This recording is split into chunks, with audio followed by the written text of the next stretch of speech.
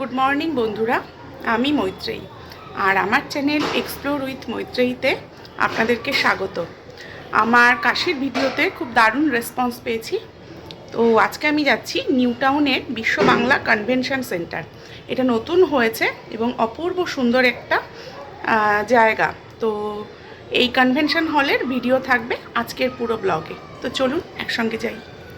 Good morning বন্ধুরা, আমি মৈত্রেয়ী আর আমার চ্যানেল এক্সপ্লোর উইথ মৈত্রেয়ীর আরও একটা নতুন ব্লগে আপনাদেরকে সুস্বাগত।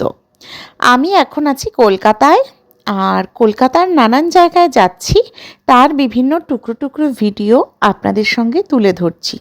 যে কোনো নতুন জায়গা আমি যখন দেখি সঙ্গে সঙ্গে আপনাদেরকেও দেখাই। তো নিউ টাউন আমাদের কলকাতার এখন একটা ব্যস্ততম শহর এবং নিউ টাউন চোখের সামনে এত সুন্দর গড়ে উঠল, কিন্তু তার অধিকাংশ জায়গাই এখনও আমার কাছে অচেনা। তো নিউ টাউনকে ভালো করে এক্সপ্লোর করার জন্য আজকে আমি বেরিয়ে পড়েছিলাম। আজ আমার গন্তব্য ছিল নিউ টাউনের বিশ্ব বাংলা কনভেনশন সেন্টার। এটি অসাধারণ একটা স্থাপত্যশৈলীর নিদর্শন, কিন্তু আমরা অনেকেই এই জায়গাটা সম্পর্কে জানি না।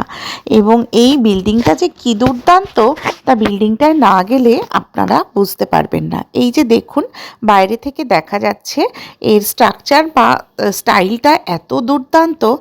এরপরে আমরা আস্তে আস্তে এই মেট্রো স্টেশন ক্রস করে, বিশ্ব বাংলা কনভেনশন সেন্টার এই মেট্রো স্টেশন, এটা ক্রস করে আমরা ভেতরে ঢুকে যাব।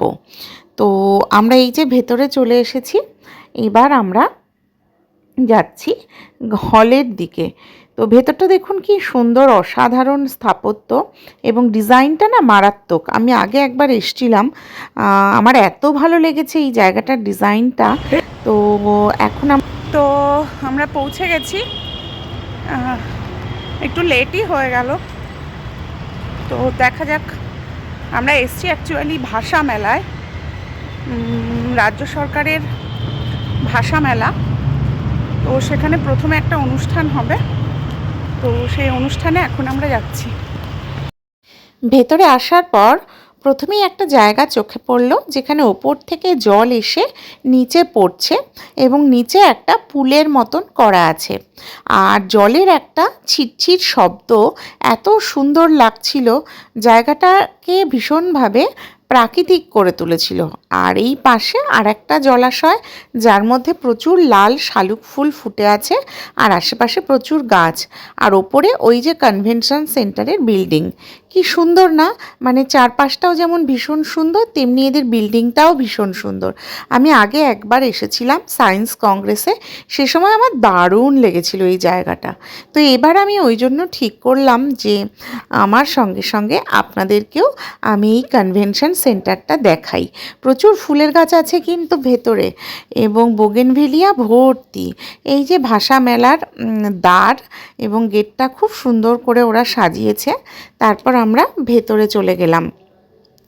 ভেতরে হচ্ছে হেল্প ডেস্ক। প্রথমেই এই হেল্প ডেস্ক থেকে বলে দিচ্ছে কোন দিকে কিভাবে আমরা যাব। আমরা এখন আছি দ্বিতলায়, আর এখান থেকে লিফট করে আমাদের যেতে হবে তিনতলায়। তিনতলায় যে হলঘর আছে, সেই হলঘরেই অনুষ্ঠান শুরু হবে। আর এখানে এবছর কারা কারা পুরস্কার পাবেন তার বিজ্ঞানী অধ্যাপক রণবীর সমাদ্দার, যার পরিচয় আমরা শুধু নাকেও এই অনুষ্ঠানে স্বাগত জানাচ্ছি ইনস্টিটিউট অফ ডেভেলপমেন্ট স্টাডিজ কলকাতার অধিকর্তা অধ্যাপক ব্যাসদেব দাশগুপ্তকে। স্বাগত জানাচ্ছি জেভিএনএসটিএস এর অধিকর্তা অধ্যাপক মৈত্রী ভট্টাচার্যকে। স্বাগত জানাচ্ছি বিশিষ্ট লেখক এবং সাংবাদিক প্রচিত গুপ্তকে, যিনিও আমাদের আইএসআর এর ঘরের মানুষ। এছাড়াও আজ এখানে উপস্থিত হয়েছেন পশ্চিমবঙ্গের বিভিন্ন অঞ্চল থেকে আগত প্রায় 48টি ভাষা গোষ্ঠীর, সাংস্কৃতিক গোষ্ঠীর মানুষ। তারা আগামী 3 দিন ধরে আমাদের সঙ্গে থেকে বিভিন্ন বিষয়ে আলোচনা করবেন। এবং এরপরে আমরা দেখলাম পশ্চিমবঙ্গের বিভিন্ন প্রত্যন্ত অঞ্চলের ভাষাকে, যেমন কুড়মালি ভাষা, কোড়া ভাষা, সাঁওতালি ভাষা, রাভা ভাষা, এইসব বিভিন্ন জনজাতির ভাষার মানুষ এবং তাদের সাহিত্য প্রতিভাকে সম্মান জানানো হলো এই ভাষা মেলায়। তো আমাদের প্রোগ্রাম শেষ হয়ে যাওয়ার পর আমরা পাশে গেলাম আসন্ন ভবন। আসন্ন ভবনটা, এই যে আসন্ন ভবন, এটা একদম কনভেনশন সেন্টারের পেছন দিকেই।